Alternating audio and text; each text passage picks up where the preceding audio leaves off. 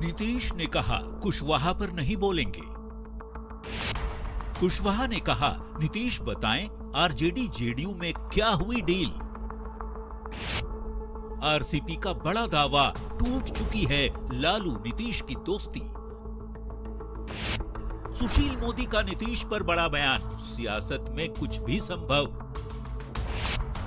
नीतीश का कुशवाहा पर निशाना, लोग आते हैं और भागने की तैयारी में रहते हैं। पल पल बदल रही है बिहार में राजनीति। न्यूज 18 बिहार झारखंड पर हर पल बदल रही सियासत की पूरी खबर। नमस्कार, आप देख रहे हैं न्यूज 18 अपडेट। मैं हूं आपके साथ विभा उपाध्याय। बिहार की सियासत की बड़ी खबर, कुशवाहा पर सीएम नीतीश कुमार ने हमला किया है। हमसे बात नहीं करते, बाहर जरूर बोलते हैं।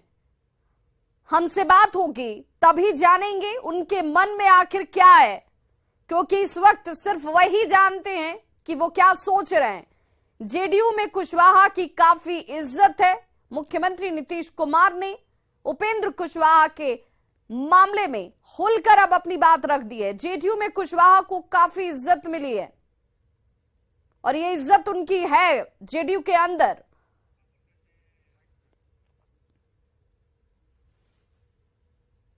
इच्छा है, हमसे तो कोई बात नहीं कर रहे हैं।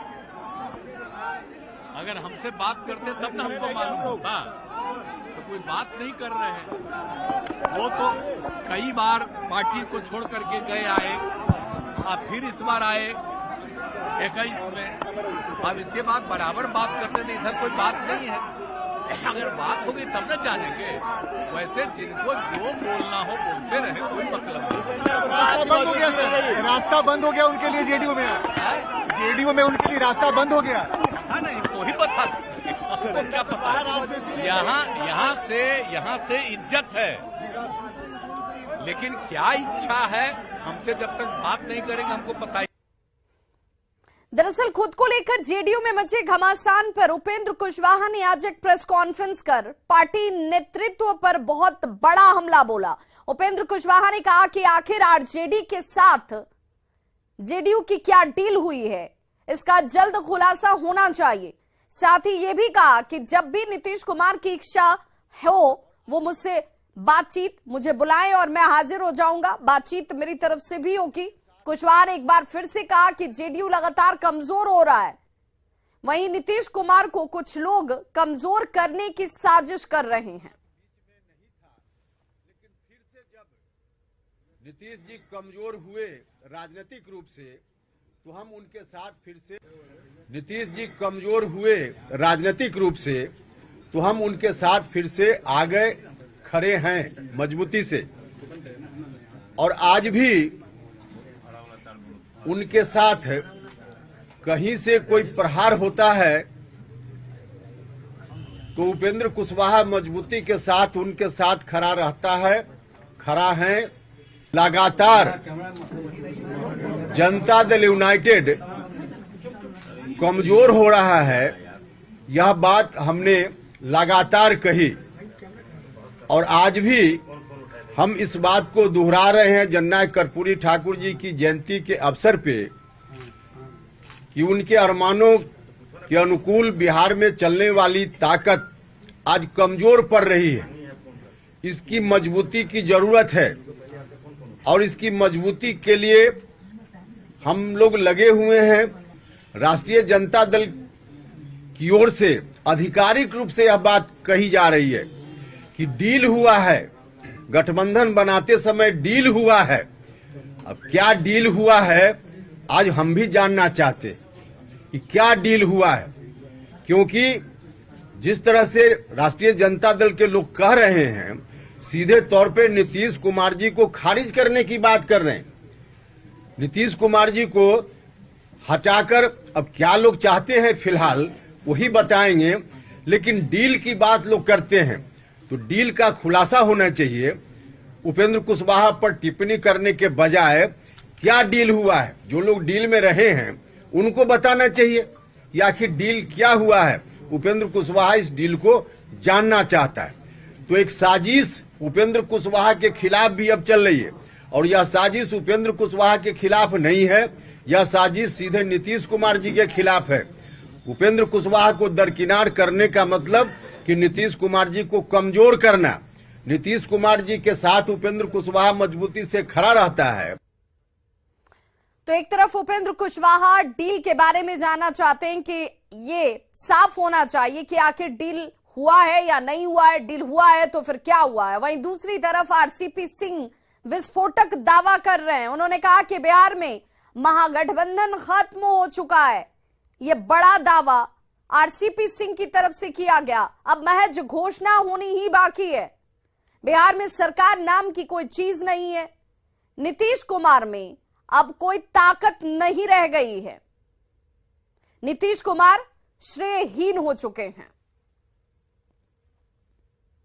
गठबंधन जो आज यहाँ है ना, महागठबंधन 7 पार्टियों का बोलते हैं ना, ये समाप्त हो चुका है श्रीमान जी। आप देख रहे हैं ना, दोनों जो मुख्य पार्टी है आरजेडी जेडीयू, उनका बयान सुन रहे हैं ना, तो गठबंधन समाप्त हो चुका है। अब इसका मात्र घोषणा बाकी है। दोनों देख रहे हैं कि कौन पहले, अंग्रेजी में एक शब्द कहते हैं ब्लिंक करता है, वही हाल है। क्या लग रहा है सरकार कहीं ना कहीं गिर जाएगी? अरे सरकार है ही नहीं। बिहार में सरकार है, आपको लगता है कि है क्या? इन लोगों ने महागठबंधन ने एक भी कोई कार्यक्रम नहीं बनाया, कोई विचारधारा नहीं बची, कोई कार्यक्रम नहीं बचा, तो काहे की सरकार, काहे की पार्टी, कुछ बचा ही नहीं, सब समाप्त हो चुका है। नीतीश बाबू कमजोर किया जा रहा है। अरे अब तो नीतीश बाबू में कोई ताकत ही नहीं रह गई जी। वो तो पूरी तरह से फेल कर गए। तो नीतीश बाबू में ताकत कहाँ है? अब तो जो भी उनको श्रेय मिलता था ना, वो एकदम श्रेयहीन हो गए। वहीं ललन सिंह की तरफ से भी बड़ा बयान सामने आया। नीतीश कुमार के दोस्त कम है, ये कह रहे ललन सिंह। उन्होंने कहा कि नीतीश कुमार के दोस्त कम है, नीतीश से जलने वाले लोग ज्यादा हैं। कहीं हम लोगों को सजग रहने की जरूरत है। दिल्ली प्रस्थान का लक्ष्य हमारा संकल्प है। हम सबों को नीतीश कुमार जी के हाथ को मजबूत करना है। और 2002 बहुत लोग हैं नीतीश कुमार जी के, हम समझते हैं कि दोस्त कम होंगे, लेकिन इनसे जलने वाले लोग बहुत, इनसे जलन रखने वाले लोग, तो इसलिए हम लोग को सतर्क भी रहना है। और हम लोग सबको सतर्क रहना है और एकदम एक्टिव रहना है सोशल मीडिया पर। हम सबों को आज उसको संजो के रखना है, उस पर हम सबों को निगरानी रखनी है और नीतीश कुमार जी के हाथ को मजबूत करना है। यही संकल्प आज हम 24 जनवरी 2023 को लेकर अपने अपने घर जाएं, ताकि हमारा जो लक्ष्य है वो दिल्ली की तरफ प्रस्थान करने का, वो दिल्ली की तरफ। वहीं बिहार की सियासत की एक और बड़ी खबर, जिसमें नीतीश के बीजेपी के साथ आने के सवाल पर सुशील कुमार मोदी का बयान सामने है, जिसमें नीतीश कुमार 3 बार बीजेपी के साथ आ चुके हैं। सुशील कुमार मोदी ने यह कहा कि इससे पहले भी 3 बार ऐसा हो चुका है, 3 बार आ चुके हैं और 3 बार जा भी चुके हैं। राजनीति में आगे क्या होगा ये कह पाना मुश्किल है। ऐसा कोई क्षेत्रीय दल नहीं जिसने बीजेपी की मदद न ली हो। इन मामलों पर फैसला राष्ट्रीय नेतृत्व का होता है। सर अगर वो पलटते हैं तो बीजेपी इनको लेगी? बीजेपी के दरवाजे खुले होंगे? नहीं, देखिए, लेने नहीं लेने का अभी कोई सवाल नहीं है, क्योंकि मैं उसके लिए सक्षम नहीं हूँ। कोई राज्य इकाई किसी बड़े नेता को शामिल कराने के लिए सक्षम नहीं है। ये मामला केंद्रीय स्तर पर होता है। लेकिन कौन आएगा कौन नहीं आएगा इस राजनीति में कोई नहीं जानता है। यही नीतीश कुमार 3 बार आ चुके, 3 बार जा चुके। कौन आएगा कौन जाएगा तो भविष्य बताएगा। तो वहीं केंद्रीय मंत्री पशुपति कुमार पारस ने कहा है कि नीतीश कुमार ने अति पिछड़ों की उम्मीदों को चकनाचूर किया है। अति पिछड़ा नीतीश कुमार के साथ नहीं है। उन्होंने यहां तक कहा कि अगर उपेंद्र कुशवाहा एनडीए में आना चाहें तो आ सकते हैं।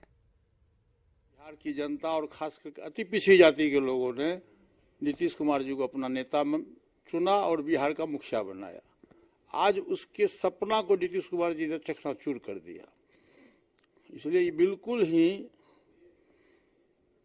मेरे हिसाब से जो जदयू के लोग बोल रहे हैं वो 100% गलत बोल रहे हैं। आज के तारीख में अति पिछड़ा वोट नीतीश कुमार से अलग हो गया।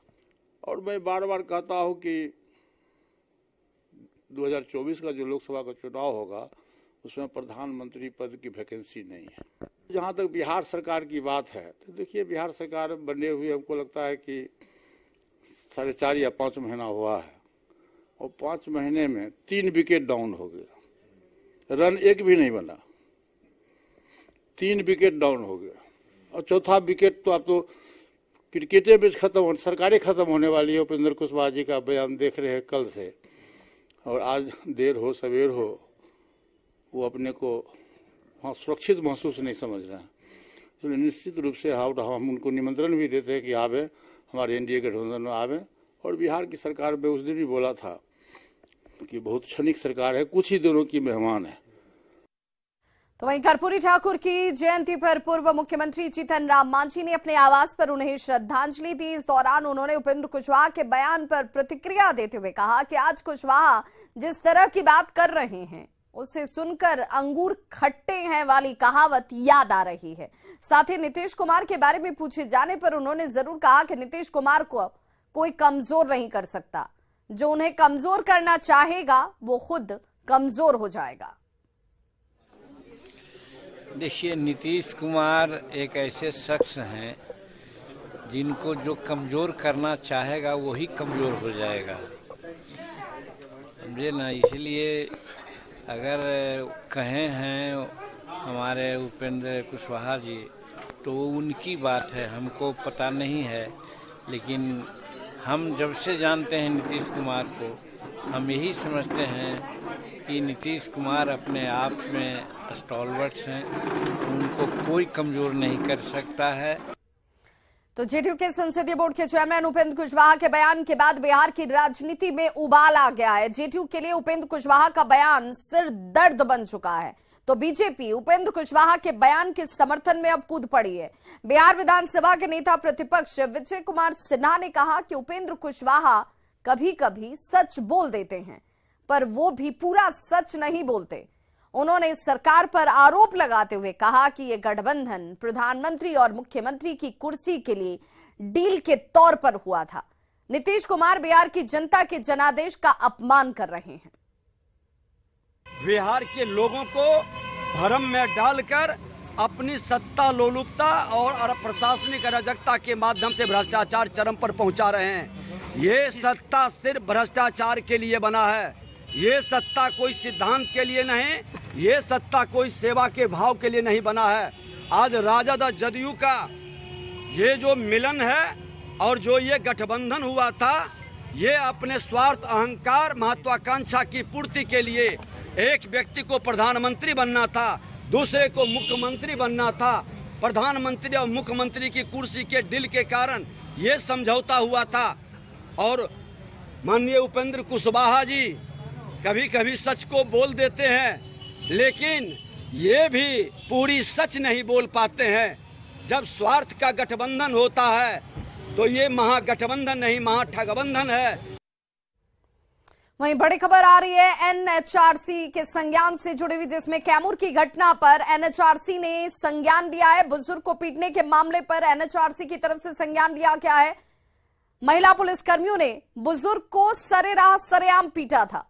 मुख्य सचिव और डीजीपी को एनएचआरसी ने जारी किया है नोटिस, और नोटिस जारी करते हुए 4 हफ्ते में रिपोर्ट मांगी गई है।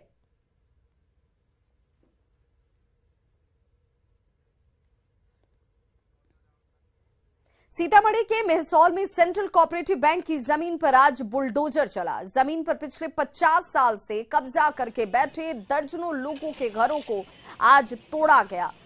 जमीन खाली कराई गई है। प्रशासन की इस कार्रवाई से कब्जेदारों में आक्रोश है। लोगों का यह कहना है कि वो इस जमीन पर किराया देकर रह रहे थे, लेकिन लोगों की दलील प्रशासन ने मानने से इनकार कर दिया। बताया जा रहा है कि मेहसौल ओपी पुलिस के लिए इस जगह पर भवन का निर्माण कराया जाना है। भवन निर्माण के लिए निविदा भी निकाली जा चुकी है और यही वजह है कि जमीन को खाली कराया जा रहा है। सुरक्षा के लिए इलाके को छावनी में तब्दील कर दिया गया।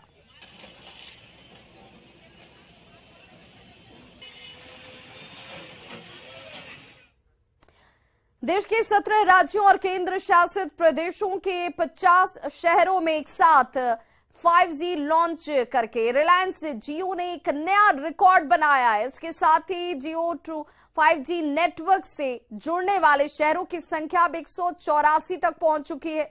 छत्तीसगढ़ के 3 और शहर बिलासपुर, राजनांदगांव और कोरबा भी आज जियो 5G से जुड़ चुके हैं। नेशनल कैपिटल रीजन के शहरों के साथ हरियाणा से जुड़ने वाले अन्य शहर हैं अंबाला, हिसार और सिरसा।